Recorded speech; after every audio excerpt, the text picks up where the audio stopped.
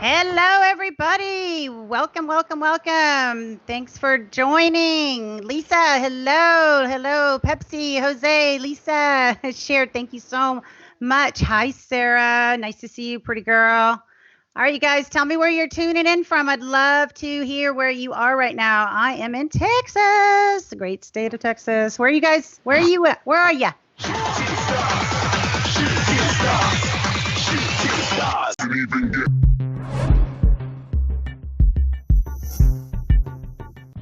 When I started taking Play Again, I was just getting back involved in competing in track. I've competed in fitness and figure competitions for now 23 years, but at the time I was just getting involved in running with the USATF Masters track events.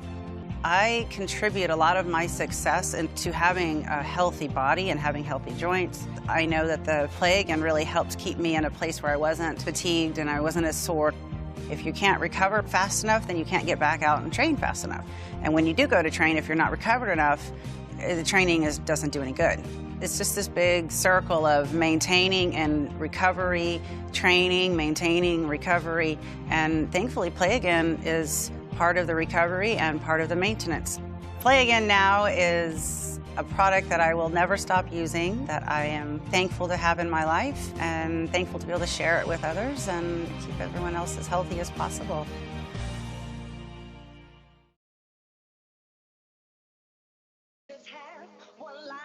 It's time to be yourself tonight. You gotta feel it. All right, guys. Nice to see you guys. Atlanta, Canada in the house, Kansas, Arizona. Hey, just want a big shout out and thank you to one of our new sponsors, Play Again Now. Just have one life. It's time to live and dance into the light. Your life is beautiful. Life is beautiful. Life is beautiful. Life is beautiful. Welcome to the Monica Brant Show with the one, the only Monica Brant.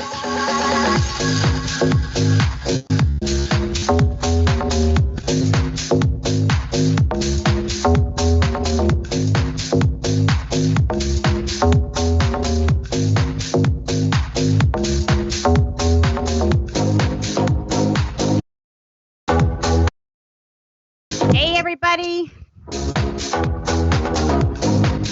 Cool name. Thank you, Brian. Excited about this show. It's coming down, guys. A minute away. If you're out there, let me know where you're from. Colorado in the house. Hi.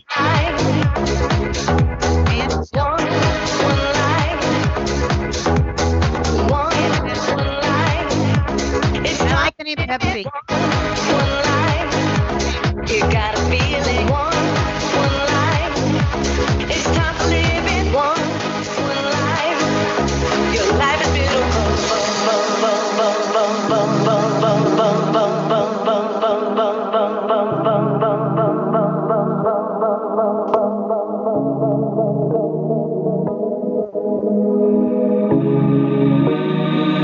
They say that you should settle down, forget your dreams and sell your soul.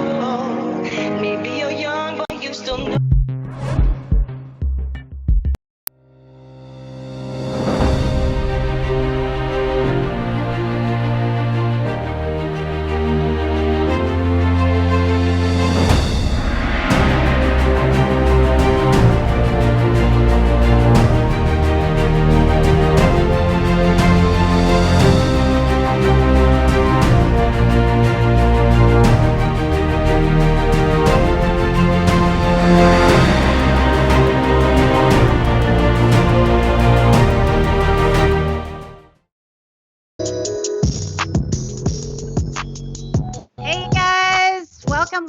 welcome. Welcome to the Monica Brant Show. I'm so excited you guys are all tuning in. I have a very special guest tonight, which I'm excited about sharing all the good news with you guys. We have some special announcements, and I'm so excited. It's my third episode of the Monica Brant Show, and my goal here is to bring to you the people that have helped build this industry, help create it, have put their heart, soul into the industry, and I'm excited about bringing in not only fitness and bodybuilding icons, but also the industry powerhouses.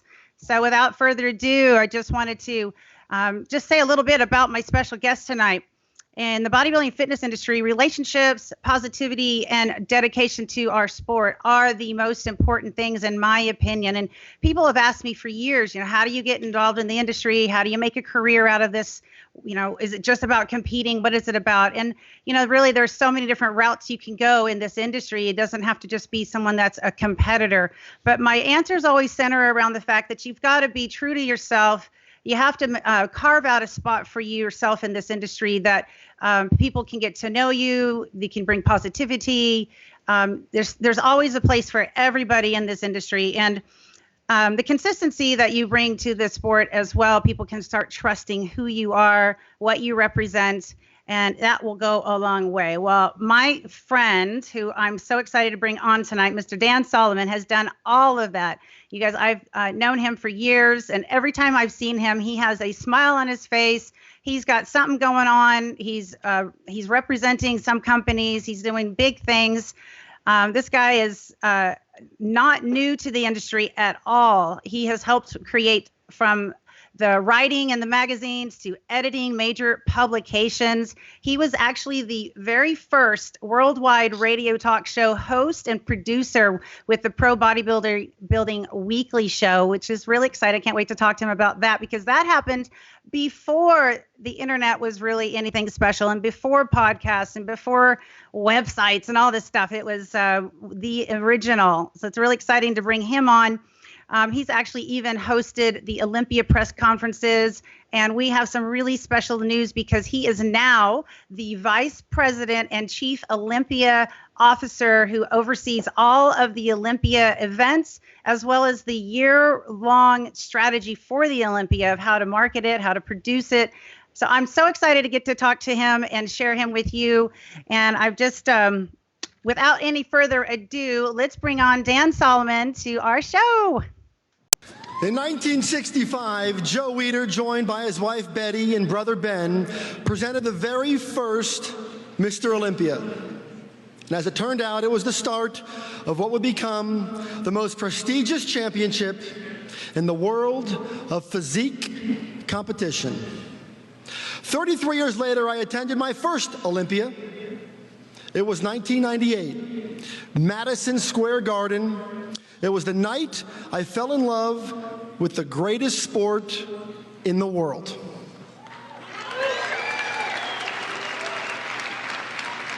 And tonight, as we gather in this world-class arena for the 55th Olympia, it is my great privilege to welcome you to the fitness industry's most celebrated tradition. And it's my hope that you'll leave here with inspiration to last a lifetime. Hey, Dan, what's up? Monica, man, what an honor it is to be here. I'm looking behind you and I see that shiny, sparkly gold medal, and it takes me back to 1998 when you were crowned Fitness Olympia champion. And of course, from there, it just it set a whole whirlwind of events for you in your life. And I'm just so proud of what you've achieved. You've had a tremendous, iconic journey. And, in the intro, you spoke for a moment, Monica, about that show, Pro Bodybuilding Weekly, that I started. That was back in 2005. And a lot of people might not know this, but as you mentioned, that show came along before social media, before, Facebook and Twitter and all that other good stuff. Instagram wasn't around yet. And that was back when, for fitness and bodybuilding fans, that was the first opportunity they had to hear from their favorite fitness celebrities. Well, what you may or may not remember is that my first episode was in June of 2005, where the show ran for about a dozen years.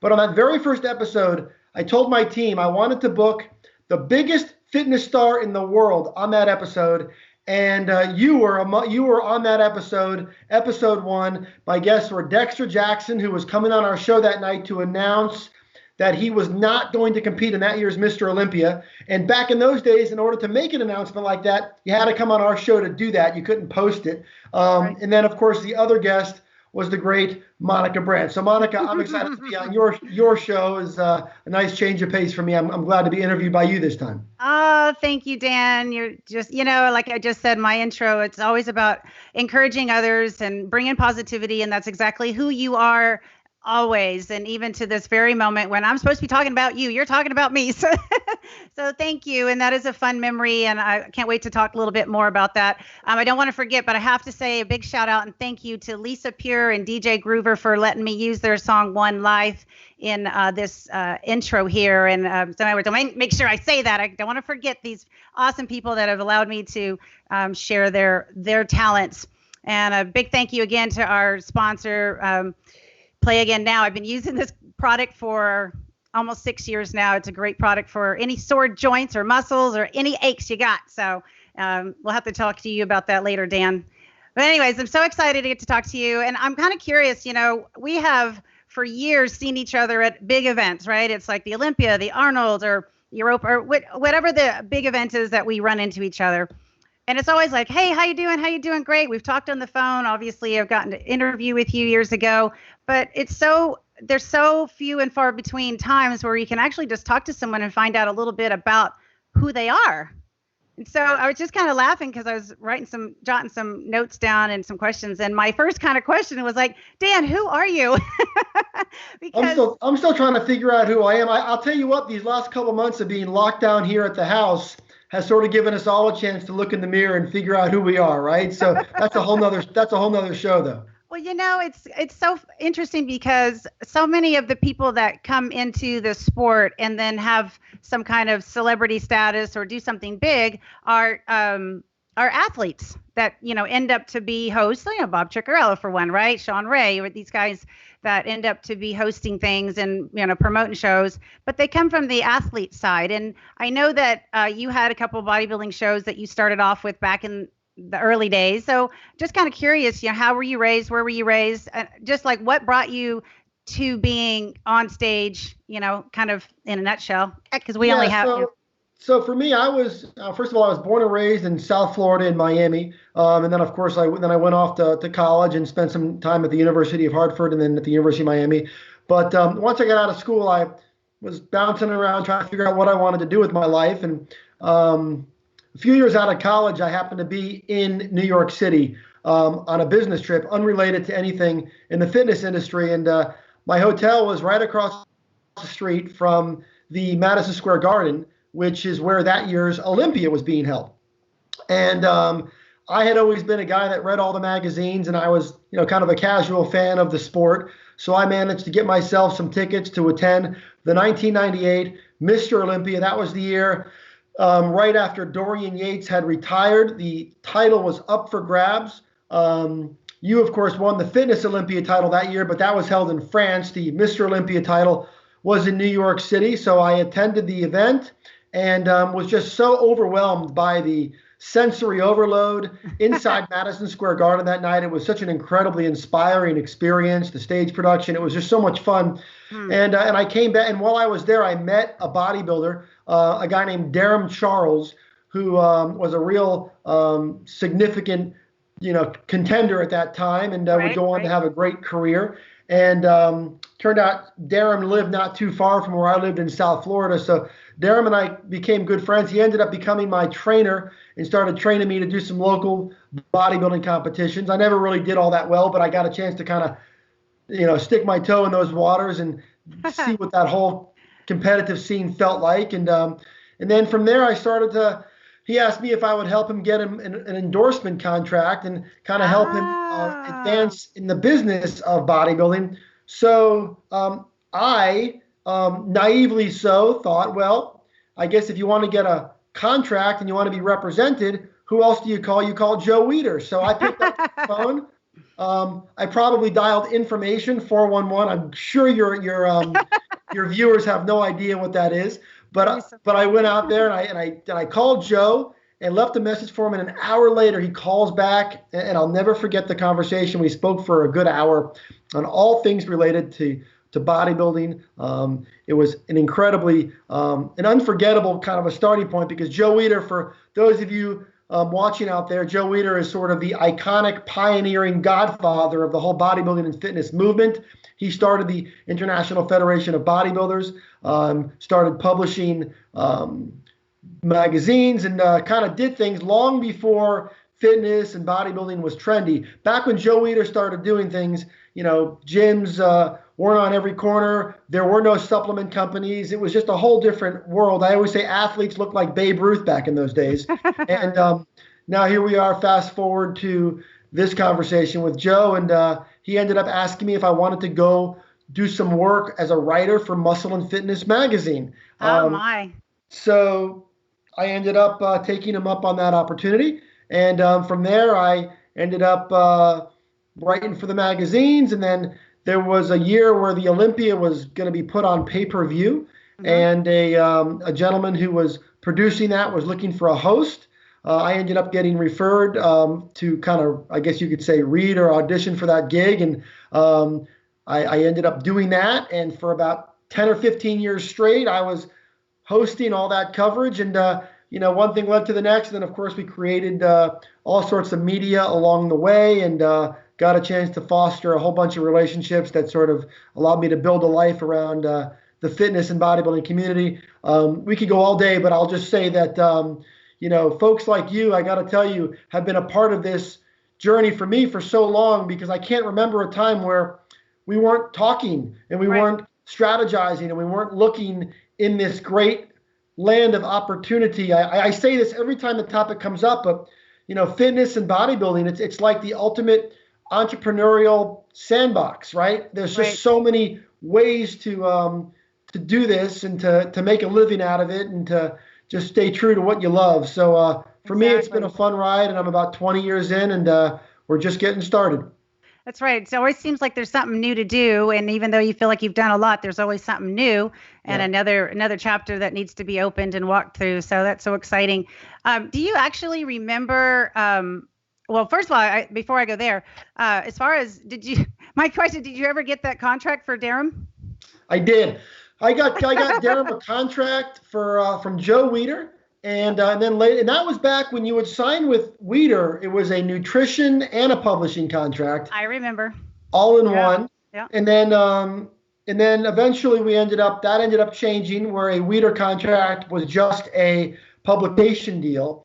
Right. And then we ended up getting a big Muscle Tech deal and a bunch of contracts. Darren and I had a great run together. He would go on to win 10 professional titles, had a great career, and we were able to achieve a lot together. Yeah, he was awesome. He was an awesome competitor. Do you still talk to him? Yeah, I stay in touch with him. Darren actually stepped away from bodybuilding, and then he reemerged as a men's physique competitor. And he did that for a couple of years, won a few more shows, and Darren is kind of a great example, because he's a very successful trainer down here in South Florida, and he's continuing to kind of reinvent himself. That's awesome. Well, tell him I said hi, please. I will. Yes. Okay. We've got a question here, Dan. I don't want to miss it, because we've got some people commenting over here. Let's see. Kenneth Tollett, he's a good friend of mine, and he and his wife, Donise, are on. Both of them are good friends. And Ken says, I remember Joe Weider because I used to drink his protein shakes way back when I was 110 pounds. Oh, Ken. Well, Ken, it's funny. So we made a movie. I had the great privilege of making a movie called Bigger. And it's actually on HBO right now. And I have to see that. I saw that in your notes, and I'm like, I got to go see that. So the movie is about the life of Joe Weider. And when we were filming that movie, it was tremendous because, we had a great cast. Julianne Hough came in and played Betty Weider, and Tom Arnold, and, just a tremendous Victoria Justice and Tyler Hoechlin. We had a great Robert Forster, a great cast. But during the filming of that movie, we had a tremendous research department and props department, and we were able to locate a lot of those original Weider products, including the Weider plates, the Weider equipment. the earlier stage Weider nutritional supplements, the weight gainers, all that stuff. And a lot of that stuff was on set, and it was really a throwback because I think we all started with those products. And authentic. Yeah, he was way ahead of the game there because that stuff wasn't around, and then he kind of brought it to market. And later on, that little experiment of his would end up being sold. The publishing side, he sold it for $350 million, and then the nutrition side, they ended up doing a deal for over $1 billion. And it all started in the most innocent way. But yeah, every time, Ken, I'm glad you talked about that, because whenever I always get goosebumps when I start to think back to those days and how it all started. Of course, the market now is a multi-billion-dollar industry, so it's gone in so many different directions. But I think those of us who have been around a little bit really think back to some of those initial Weider products. Well, I got to work with Weider at the Arnold in the booth, and then obviously on some of the covers I got to shoot with. Joe came over and he would help direct the cover shoots, and I'd go into the Weider office and meet everybody there and go through my pictures back in the day when they didn't have digital, and you had files and files and files of pics. And I just remember the Weider office was always a very special place to go, and I spend hours there, not just looking through pictures, but talking to the staff. And those are some really special memories that a lot of people just won't ever get ever again in this industry. So I know there's quite a few people in the industry, men and women, that can speak on that too. So it's just a fond memory I have. We got another question here. We got a couple here. So, okay. Lisa Z, this is a friend of mine up in Canada.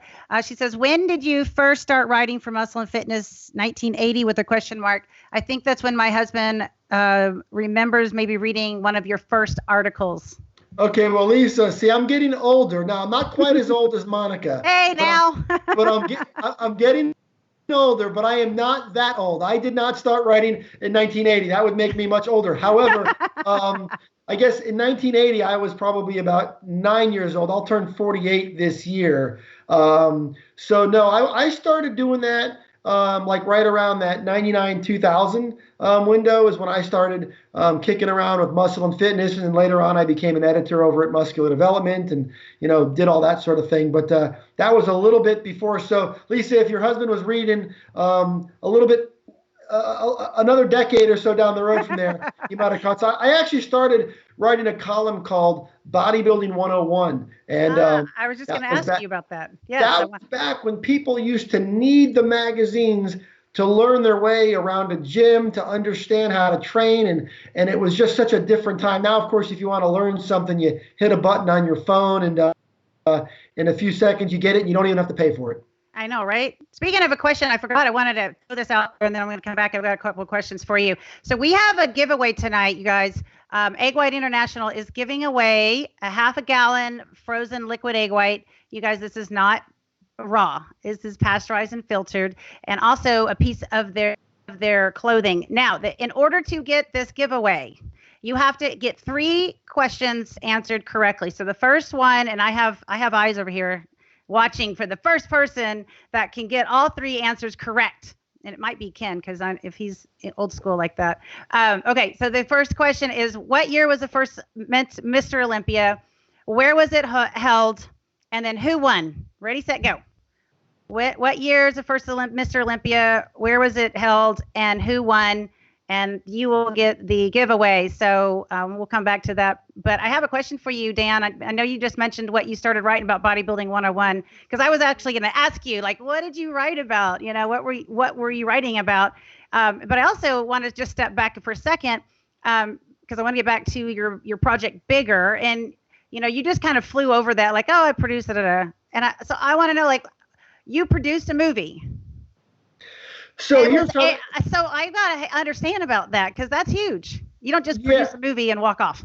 Yeah. So here's what happened. I have a good friend of mine. His name is Steve Jones. He's an LA guy. He's been in the movie business for a while. And when Joe Weider passed away a number of years back, he called me. I guess he had just read about Joe's story in the LA Times, and we kind of went back and forth. And I should qualify this by saying Steve had just finished making a film called You Don't Know Jack. And You Don't Know Jack is the story about the legendary they used to call him Dr. Death, Dr. Kevorkian. And so Dr. Kevorkian was the focus of this film, and it starred Al Pacino and Susan Sarandon. It was a great cast. Al Pacino actually won the Best Actor, the Golden Globe for Best Actor for that film. And so Steve's an accomplished filmmaker. Barry Levinson directed the movie, and Steve ended up talking to me about Joe Weider, and we just kind of went back and forth, and we loosely joked about how what a great movie it would be to tell the story of Joe Weider's life. Now, of course, Steve is in a position where he can make that happen. So we kind of spent, when I say a while, I mean a few years on the idea. One thing that I learned about the movie business is nothing happens quick. It is not for impatient people. You have to be willing to go through years and years. You have to develop a script, build the screenplay. You have to be able to nail down a director, secure talent, find a location to shoot it, make sure everybody's available, try to cast big stars. And only because we had an incredible group of people. Steve led the way, and we were able to secure George Gallo, who's a great director. He's done a lot of big-time projects, and he came on board. We were able to get a big cast. I just dropped some of the names, and we then headed over to, of all places, Birmingham, Alabama, and shot the film, which was set in Montreal, which, of course, is where Joe and Ben Weider, the brothers, they kind of came up and built their empire in Montreal. And it was a story. It focused a lot on anti-Semitism, and it focused on poverty and overcoming improbable circumstances. And of course, their vision for a world that included fitness and bodybuilding. And it really turned out to be a really textured, rich story. And it ended up getting released in the theaters, and it had a very short run, only about 3 weeks in the theaters. It didn't do much in the theater, but we were very proud to get it there. It got screened over at the Cannes Film Festival. It had a really nice kind of preliminary run there. And then it has since, made its way around all the various movie services. It is not on Netflix. You can currently catch it right now on HBO. So if you have the HBO, any of the HBO apps, or if you have HBO on your cable service, it is available there, and you can watch it. And it's a wonderful story, and it spans from the 1940s, right through to the 1970s, and beyond. And it really tells the story of how Joe and Ben did what was more improbable than I think most people would realize. It's almost hard to provide context when you think about it right now, but back in those days, people told them they were crazy. And so anyways, the movie is out. It's on HBO, and I'd love for you guys out there to go watch it. And I'd love to hear what you thought about it. And we're really proud of it because it was really a passion project. The Weider family got behind it, and we secured the rights to Joe's story, so it kind of provided some layer of authenticity and protection. Now, I will warn everybody, it is a movie, so there are elements of the story that provided some creative license. And I know there's a lot of people out there that focus on the facts, and I would say the lion's share of it is the way it went down. But I know there's some people out there that really know all the minutia and all the granular details of the story. And of course, there's a great guy named Colin von Moger who played the Arnold Schwarzenegger character. And for those who know Joe's story, you'll know how instrumental Arnold was in Joe's story. So I think you guys will really appreciate how all this stuff began in the fitness industry by watching Bigger. And it's out now, and you can catch it on HBO. Well, I'm really excited. I actually want to watch that. So we're going to have to add it to our list because, I am everything about bodybuilding and fitness industry. I love to see it. So that's cool. It's really awesome. Yeah. Congratulations on that. That's Thanks. Really awesome. I mean, you've done so much. So I wanted to ask you really quick. You said, and then I'm going to have one question for you, and then we're going to go to rapid fire questions. But first of all, I wanted to ask you, when you wrote about the Bodybuilding 101, what did you write about? No, I mean, that was back when it was just real. It was amazing. Back in those days, by asking that question, you remind me how far we've come. The average consumer or the average individual out there knows a lot now, right? Knows a ton. They know about macronutrients, and they know about training, and they know about, how to build a split program, and they just know how to structure their lives. They understand nutrition. They understand all the cause and effects of what things do, where back in those days they didn't. So the advice that we would give, even long before I arrived, it was just so fundamentally basic. You would talk about, how many reps and sets to do, and just the most basic things, just to provide some template for the average individual to follow. Now I look back and I think to myself, it was almost ridiculous that I was providing that advice, because the folks out there today, the coaches, the trainers, the nutritionists, the gurus, their wealth of knowledge, it's so advanced now. The things they're able to do and they're able to share, it's infinitely greater than anything that I was able to share 20 some years ago, because science has advanced. The amount of information that's out there has evolved so much, and the bar has been raised so high in terms of what we need to deliver to the consumer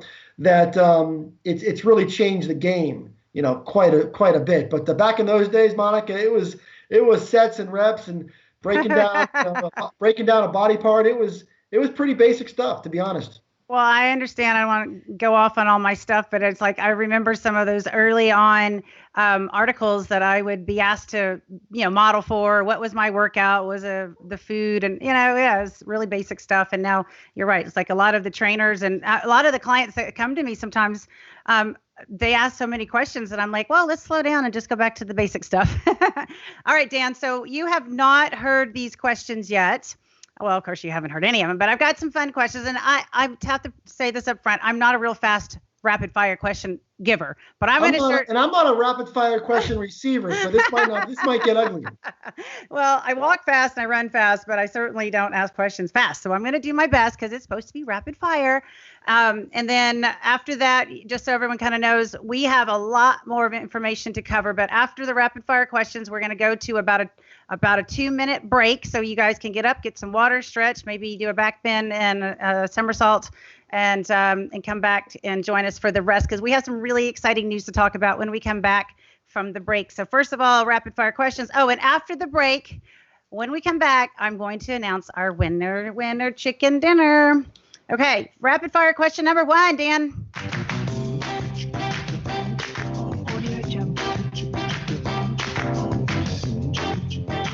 All right, you ready? How old were you after your first bodybuilding competition, and how many weeks did you prepare? I think I was 29 years old, and I probably spent about 14 weeks preparing for that. All right. Did Darren ever make you puke when you were training with him? He did not, because I'm not really a puker, but he pushed me further than he showed me a level of pain. I always say, when you don't train with a trainer all your life and then suddenly you get a good one, you realize that everything you've been doing previously was barely even qualifying as working out. And Darren showed me a level of pain that I don't think I had ever knew I had the capacity to endure. So he didn't make me puke, but he definitely made me suffer. Okay. All right. I'm going to pick Christine McSweeney. Your question's going to come in here instead of the one I have listed here. She says, is Dan a gym rat, or does he what does he prefer to do for exercise? Okay. Rapid fire. My years of gym rathood are over. I am now fortunate to have a great gym here at the house, and I have a 13-year-old son. So I find myself training as an opportunity to connect with him, and he's a baseball player, and my workouts have changed quite a bit from those days. But I definitely enjoy training. I try to do it as much as I can, but my training is very different than what it used to. It's just trying to feel good and keep my body moving, right? Yeah, I like the rat hood. That's funny. Gym rat hood. Okay, yeah. Favorite female event? My favorite female event. Out of the bodybuilding and fitness. Oh, okay. So this one's easy, actually. And I'm not just saying this because you are interviewing me. There are many women's-oriented IFBB professional league divisions. We have 4 of them at Olympia weekend. Of course, figure and fitness and bikini and women's physique and bodybuilding. But I will tell you that there is no division that works harder.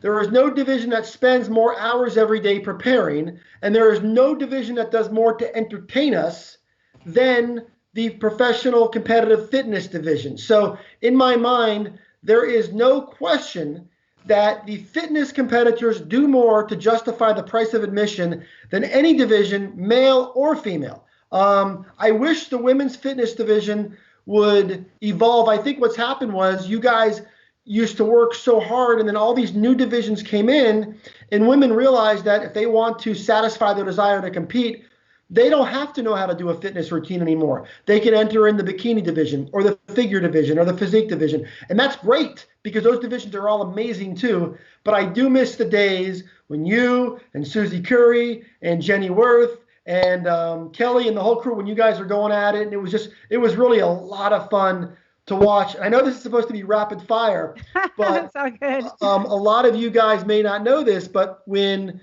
Monica won her first Fitness Olympia in 1998, finishing 10th that year, was Jenny Worth. Now, Jenny Worth is back competing again, and she's doing great, and she's inspiring a lot of people. So I think the women's fitness division is tremendous. I agree. Thank you for that great answer. Okay. If you could have gone pro in any sport, which one would it be? Baseball. Baseball is very central in my life. I played baseball in high school. I was never good enough to play past that, but I just love the game. It connected me with my father. It connects me now with my son. There's nothing more cathartic and enjoyable than sitting down, whether it's television or at a stadium, and watching baseball. So I would say that if I could have been able to have one at bat as a Major League Baseball player or throw one pitch in the major leagues, that would have been pretty special. Yeah, that would have been. I like baseball too. Okay. Okay. Here's an interesting one. Your favorite magazine that you have saved for years. Do you have one? So, yes, and this is a great one, actually. So I have. You guys may not know this, but in 1950, Joe Weider published his predictions for how the world would one day be. They're very iconic. They're his legendary predictions, and it says basically, I predict that one day the world will embrace bodybuilding as a lifestyle. And it was all these things that at the time were considered ridiculous, crazy long shots, but Joe published them so he could document his predictions. Well, those predictions were published in the July 1950 edition of a magazine called Your Physique, which is one of the first magazines that Joe Weider published. Now, later on, years later, when I got to know Joe, prior to his passing, I ordered a copy of that magazine from eBay or from one of these websites, and it's a very collectible, piece of memorabilia. And I went to Joe, and I said to Joe, can you sign this magazine for me? And the page where he did his predictions, and Joe did that. So I have that magazine. I would say that's probably the one that would stand above all as far as special keepsakes for me as magazines concerned. That's an awesome story. You are a true fan and industry leader. And I got a couple more questions for you, Dan. That's a really fun story. One talent you have that no one would know about you. One talent that I have. Back in the day, and I'm not going to do this now no matter what you say, but back in the day, I was viewed as a slightly above average beatboxer. I don't imagine that.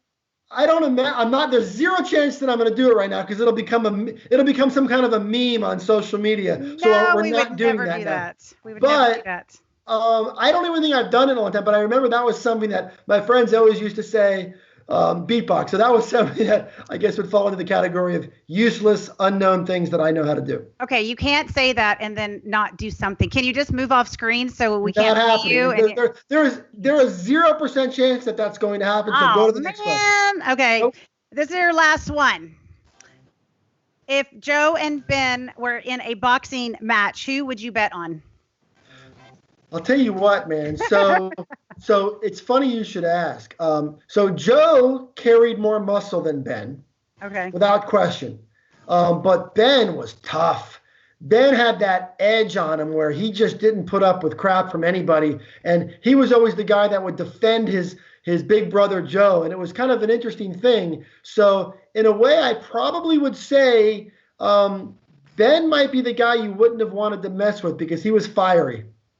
Ah, good answer. Good answer. See, if you don't know them, you wouldn't know that. So that's a fun answer. Okay, guys, we're going to take a short 2-minute break. You guys get up, stretch around, come back for more. We got lots more to talk about. And the winner.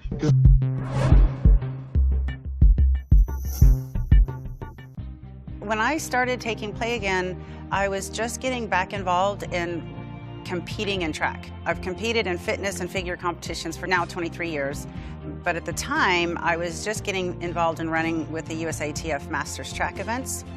I contribute a lot of my success into having a healthy body and having healthy joints. I know that the play again really helped keep me in a place where I wasn't fatigued and I wasn't as sore. If you can't recover fast enough, then you can't get back out and train fast enough. And when you do go to train, if you're not recovered enough, the training doesn't do any good. It's just this big circle of maintaining and recovery, training, maintaining, recovery, and thankfully Play Again is part of the recovery and part of the maintenance. Play Again now is a product that I will never stop using, that I am thankful to have in my life and thankful to be able to share it with others and keep everyone else as healthy as possible.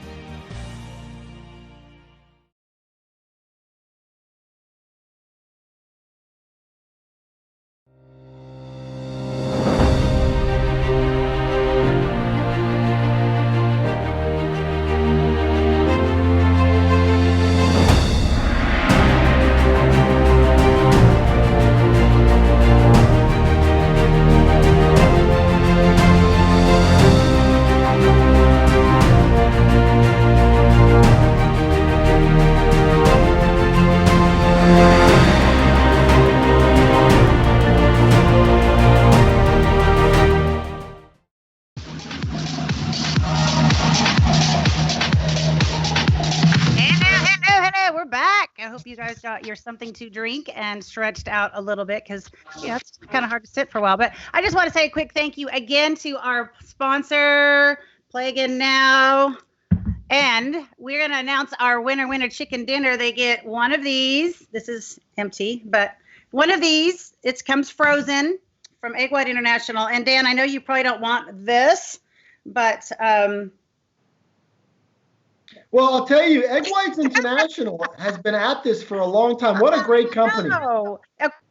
What a great company. I just want to say, if you're a guy, you don't have to get the pure chick tank top, but they are providing the piece of clothing article, and there's men's and women's, so you get to pick. That's just the one that we pulled out right now, and you'll get that half a gallon frozen. So here's our winner. Are we ready? I wish I had a drum roll. Yeah, drum roll. Drum roll. There he goes. I don't know if you can hear it, but it's Ken Tullett. Yay, Ken. Hey, and just because he's a friend doesn't mean that he had favoritism, and I did not message him with this prior to. So Ken. So Ken is correct. Larry Scott was the first ever Olympia champion. Larry was paid $1,000 for that victory. This year in Vegas, we will give the winner $400,000. Wow! So we have come a long way, but that is very impressive. That event was held at the Brooklyn Academy of Music back in 1965, and I don't know how many people were there. I've heard everything from 300 to 1,000. I can't imagine there was that many there, but this past year at the 2019 Olympia Finals, we had about 9,000 people inside of an arena. So I only say that to sort of illustrate just how far this has all come in terms of stage production and popularity and all that sort of thing. But good one, Ken. Yeah, well done. right. So Ken, I'll get in touch with you and your sweet wife, and we'll get you the product and the goodies to keep you going and keep your muscles building so you don't stay 110. I don't think you're 110 now, but anyways. Okay, so we had one of our gals come on, Christine, and she has a question, which brings us to our next big exciting news. And she's asking, is the Olympia contest still on track to take place this year? Of course, we're all wondering about that. And you are the man to talk about that. So I want to open this up to Dan. Please share with us what's going on. You are now the Chief Olympia Officer. You're overseeing all of the Olympia event. That's huge. I mean, that's got to be a lot of work. And I understand you're planning all the strategy for the year-long marketing. And that's crazy amount of work. So I'm excited to hear what you got to say for what's going on this year, the rest of the year for Olympia. So as most people know, the Olympia has been held annually in September each year. Obviously, in light of the world circumstances, we have had to spend a lot of time evaluating what's happening around the world. We have communicated with leadership in the city of Las Vegas. We have spent a lot of time examining all the variables associated with this. And we have also listened closely to our fans around the world who have spoken very openly about their desire to want to see the Olympia moved from where it's been at the Orleans and the Orleans Hotel and the Orleans Arena, which are located off the Strip. We've heard a lot of people express a desire to have us move to a more premium location on the Las Vegas Strip.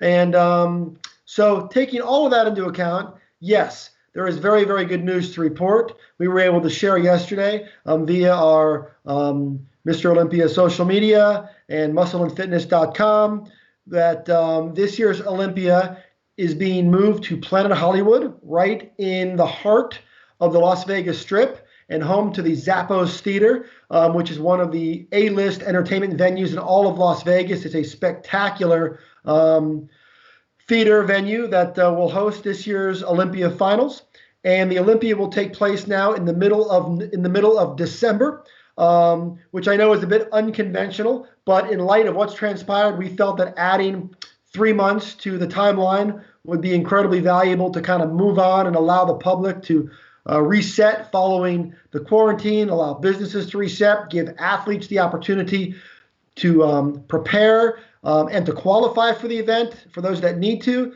We just felt like it was an important thing to kind of buy a lot of time. So this year's Olympia is now a little bit over 7 months from now. It is the weekend of December 16th through the 19th.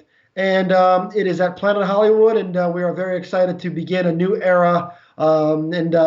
It's an exciting thing because this facility, the Planet Hollywood, it's a beautiful hotel. They are opening their world up to us, and we're going to have the Amateur Olympia also right inside Planet Hollywood, which is one of the better amateur events in the world. It's also a chance to qualify to turn pro. So if you anybody who has an NPC card can compete in the Amateur Olympia in Las Vegas. So head on over to MrOlympia.com, get information on the Amateur Olympia. Tickets for the events will go on sale in the next week or two. And as well as the room block at the Planet Hollywood, we were able to negotiate some great rates. So one of the perks of middle December is that it's an opportunity to get some great pricing at the hotels, really unavailable any time of the year with the deal that we made. So so good news, everybody. The 2020 Olympia is a full go. We have tremendous lineups planned, a lot of new things going on with our expo and all the other aspects of our event, and Planet Hollywood is the new home. Wow. Well, congratulations. I know that's got to be a big relief to you to at least say, okay, we've signed the contracts and now we can just start promoting it correctly. So how exciting. It was a lot of work. We have a tremendous team. We have a new owner, Jake Wood, who has done tremendous things to create opportunities for us to really spread our wings and give the fans, give the athletes, give the exhibitors, give the sponsors things that we weren't able to do in years past. So it's very powerful. It's exciting. And I have a tremendous team, a gentleman named Tamer El-Gindi. He produces the weekend for us, and the rest of our group is just very hands-on. We just have a great, talented group of visionaries that have come together to try to turn the Olympia into something really special. So we're excited. And it's funny because the thought of an Olympia in December is very unusual, but the more and more we're seeing the responses, I think people are excited about the idea of celebrating the holidays or experiencing the Olympia in the middle of the holiday season. It's a very unique thing to be out there in Vegas when all the hotels are all in the spirit of the holidays, and to have that be the backdrop for the biggest weekend of the year in the fitness community. It's a really interesting thing, and I think it's going to be an Olympia experience unlike anything that's ever happened before. Well, I agree. I agree totally. And it's just, something for people to look forward to. And the cool thing is it's a week before Christmas. So, you've got people that have such a hard time with Christmas timing and Thanksgiving timing because they're off their diets and they're like going crazy and feeling like they're gaining all their holiday weight. So this will be a chance for a lot of people to stay focused and to feel, conditioned and, because a lot of people just want to go to the Olympia and look good, right? At the Olympia, especially go to Vegas. So people are going to be excited about staying fit for the Olympia. And of course, then the athletes get to enjoy, the Olympia or the Christmas after the Olympia. So that's great. I love it. That'll be fun. Real super fun. Okay, we've got someone coming in from Mexico. He's saying hello. Let's see. Greetings from Mexico. Igor and Glennis, I think that's the name. So they're greeting you, Dan. Well, I'll tell you, you have a very global audience, Monica. I know you've been at this for a long time. You're a fitness icon the world over, so I'm not surprised that your fans are probably excited that you created this format, and it gives you a great way to stay in touch with everybody. But yeah, man, I'll tell you, I think everybody's home. Everybody's sort of, I don't know, are people still locked down? I guess every place is a little bit different right now. But right. What's going on? It's great to see everybody out there. What's going on in your area as far as the lockdown? Are you able to get out and about? So I'm in South Florida here, and you're starting to see, I don't get out a lot. I've been trying to play by the rules as much as possible. But, I was out the other day and, I went by some local strip malls and Home Depots and grocery stores, and I'm starting to see crowded parking lots again. And the groceries. So yeah, you're definitely seeing, I think, it's not so much a matter of, at this point, of what's open, because I think things are opening. I think it's just a matter of people's comfort levels in getting out there. I mean, I know me. It's an interesting thing. Like, my habits have always been, I like to get out and go. I don't like to stay home. I like to get up in the morning, get in my car and start my day, go to the office, go get my Starbucks, go to the gym. We all have our routines, right? Right. And it's funny, for the first few weeks, I desperately missed that routine.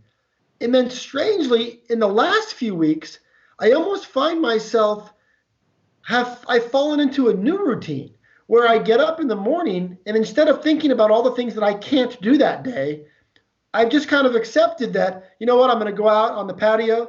I'm going to bring my laptop. I'm going to work for a few hours. I'm going to make some calls. I'm going to do what I have to do.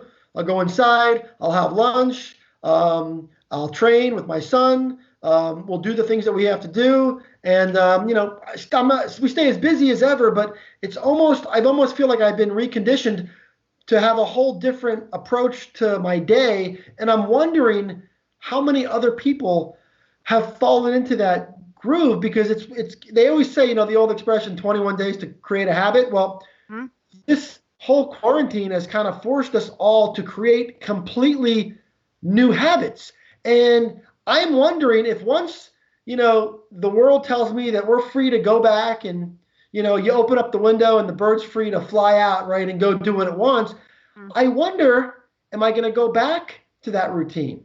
And I don't know the answer to that yet. And I'm just wondering how that's going to play. And all the people that had established habits where they would go to their Starbucks every day, or they would go to this cafe, or they would go to that particular spot. I wonder if people are going to go back to doing those things. I'm not sure. Yeah, I think it's just going to be dependent upon the person, like you said, and what their comfort level is. And I'm pretty comfortable out and about, but, I know that not everyone is. But I wanted to kind of get back to the Olympia, because I know that people probably have a few questions about that still. And I'm excited to just kind of make a quick blurt that we've got Oksana coming on, 4-time Miss Fitness Olympia. She's coming on next week. So I'm excited about that. Speaking of Olympia. Monica, hold up. Let's talk about Oksana. Okay. I think, and I'm going to just say this, I think she's the most talented athlete in the history of the fitness, bodybuilding, physique world. Oksana Grishina is so talented, it's not to be believed, the things that she is capable of doing, not just as a fitness superstar, but as a pole fitness superstar. This lady can do anything. And she is remarkable. And I'm so glad she's coming on. And I know she'll probably talk about this next week, but after taking a couple years off, she's coming back to the Olympia this year to compete. And that's something that has already been announced. So I didn't just leak.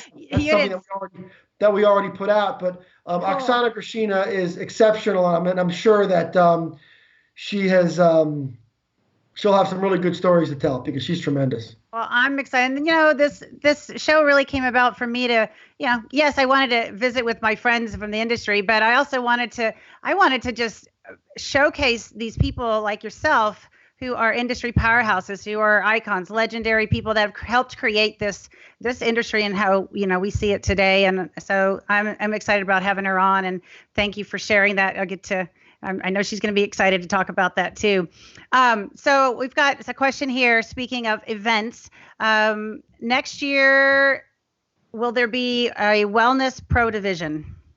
So as everybody knows, the Wellness Pro division was released this past year in the NPC and throughout the world, and it has really just gained crazy momentum.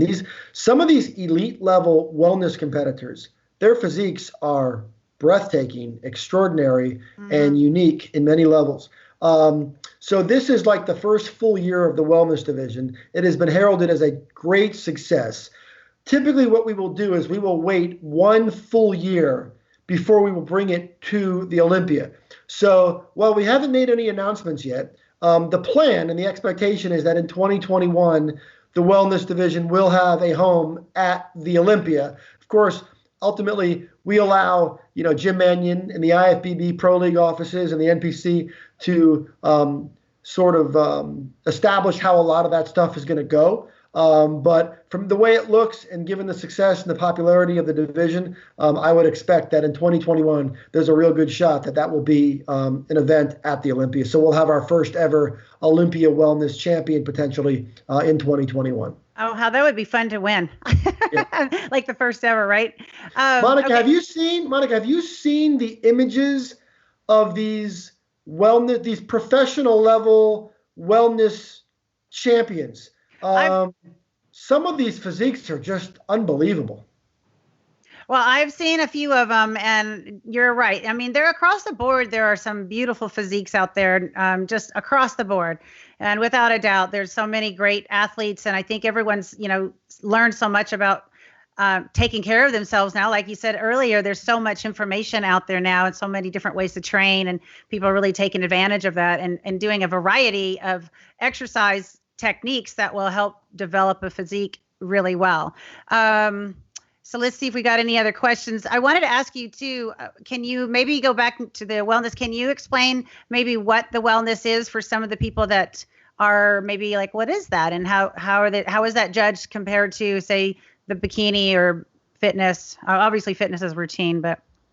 Yeah, so, and it's a great question. There are people out there that provide a technical response to this that's far better than the one that I will give. But there's just a lot more muscle on the frame. There's more muscle than bikini, obviously. There's not quite as much muscle as obviously it's not a bodybuilder's physique, but it falls somewhere in the middle. And I know there are places that you can go and you can sort of get a more technical analysis of what the ideal wellness physique looks like. I'm careful not to do it because I know and the reason why I'm not, normally I would just kind of put something out there, but the reason why I'm being guarded with my words is because I know there's a real specific path and objective for this division, because there are so many divisions with bikini and figure and women's physique and bodybuilding, and then where wellness fits in, there's not massive separators between these divisions. And my fear is that if I don't communicate it properly, I could compromise what some folks are trying to create for this division. So I can tell you that it's a very different look. If you see an elite level wellness competitor, if you Google a wellness division champion, you see it right away. It looks very different than the other divisions. Oh, that's okay. That's good. That's good. We don't need to pry anymore, right? And make you say anything that you don't want to say or talk about. But so I'm curious, there's so many events. what day does the Olympia start on? Just to kind of give like a layout of how many days so people can kind of think about that if they're wanting to come. So Olympia weekend kicks off. The amateur portion is December 16th and 17th, which is Wednesday and Thursday inside the Planet Hollywood. Thursday at some point, the press conference takes place, and that rolls right into the weekend. And of course, Friday night and Saturday night are the main stage productions. And then, of course, the Olympia Expo takes place on both Friday and Saturday. Tickets for all of that will go on sale shortly. We had to do a whole changeover. By the way, if anybody is out there who purchased tickets for the September event via Ticketmaster, Ticketmaster will be automatically refunding those. You shouldn't have to do anything, but that will be handled directly via Ticketmaster. And if you're somebody who purchased a VIP ticket for that event, that whole VIP package will be transferred over to the December event. And if you're unable to make it in December, you can communicate that through the MrOlympia.com website, and we'll make sure we take care of you. We're certainly not looking to inconvenience anybody who has made a commitment for September and can't go in December. But we do have some really great things planned for December. So my guess is that most people will want to be a part of it in December, and we're making it real easy on everybody.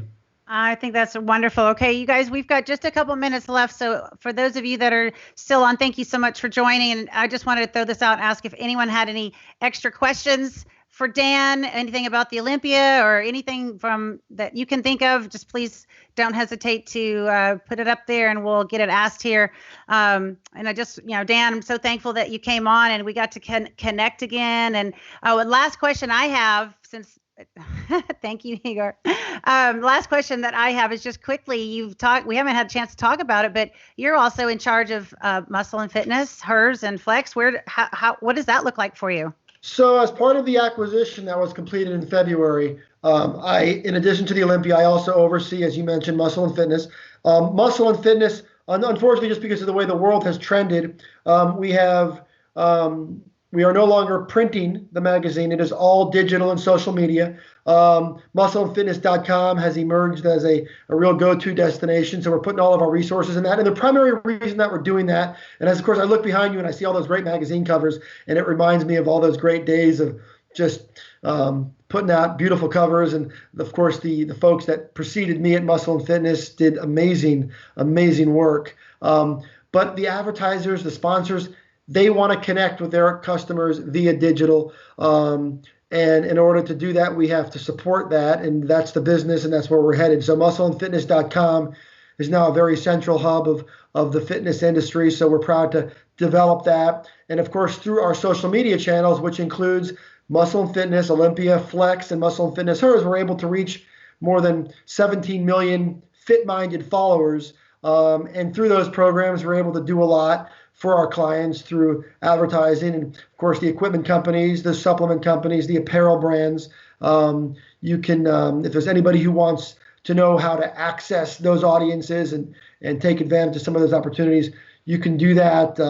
You can connect with me via Instagram, Dan Solomon Official. You can go to muscleandfitness.com, MrOlympia.com, and you can learn about all the stuff that we have going on the event side, on the digital side, on the social media side. There's a lot of stuff going on right now. But yeah, Muscle and Fitness is also part of what I oversee, and we're kind of proud of where it's headed because it's become a very diverse, multifaceted content environment that covers everything from training and fitness lifestyle and a little bit of bodybuilding and endurance and CrossFit and yoga and anything that would apply to the physically obsessed culture that we all share. I like that, physically obsessed. And there's so much that I want to talk about. I know that we haven't had a chance to talk about your digital media, your own website, right? That's still up? So Digital Muscle is a site that I started a number of years ago. I no longer oversee it. It was acquired from me a while back, but I know that's another great destination you can go to, digitalmuscle.com. A mutual friend of ours, Monica, Sean Ray, is now tasked with the responsibility of running digitalmuscle.com. So he's doing a great job. And you'll find that Digital Muscle is really more for the bodybuilding fan. But,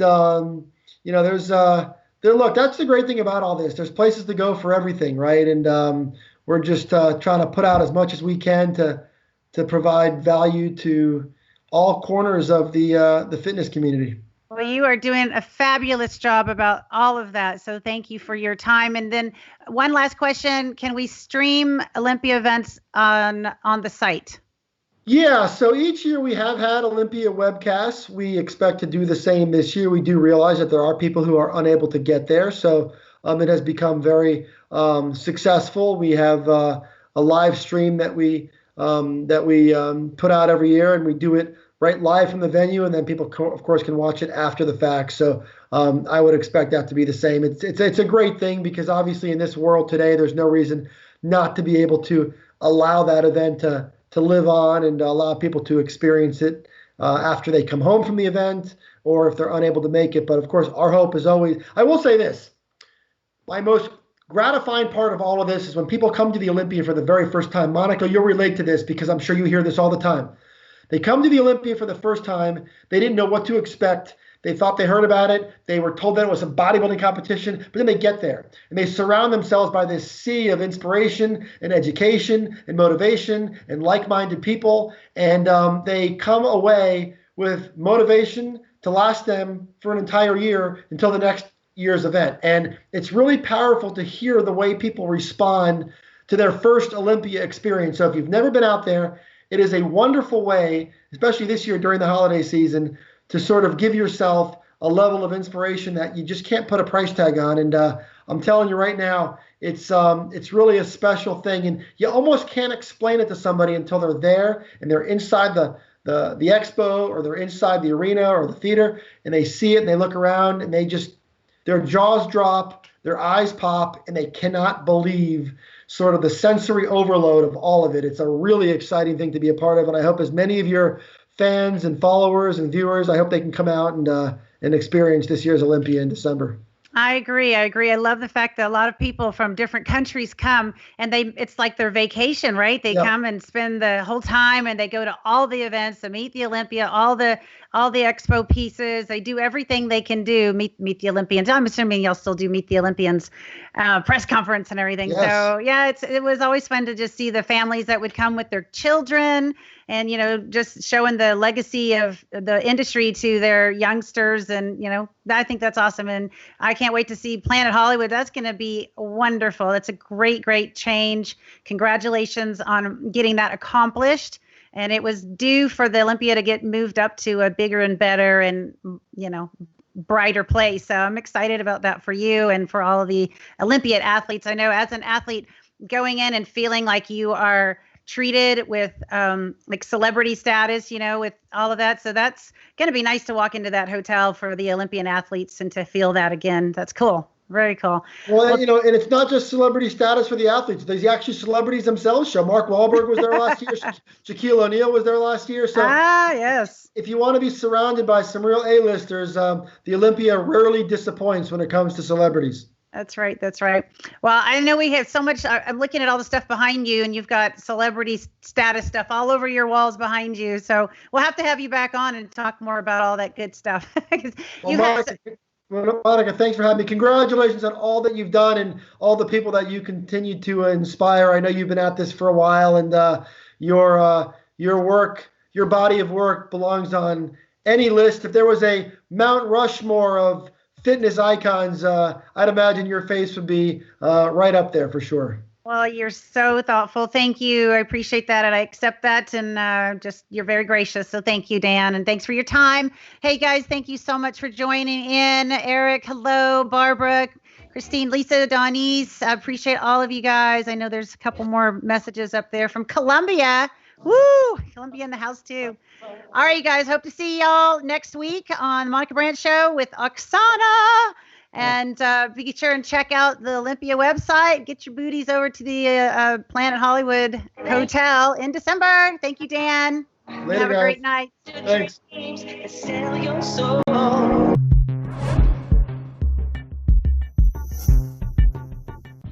When I started taking play again, I was just getting back involved in competing in track. I've competed in fitness and figure competitions for now 23 years, but at the time I was just getting involved in running with the USATF Masters track events.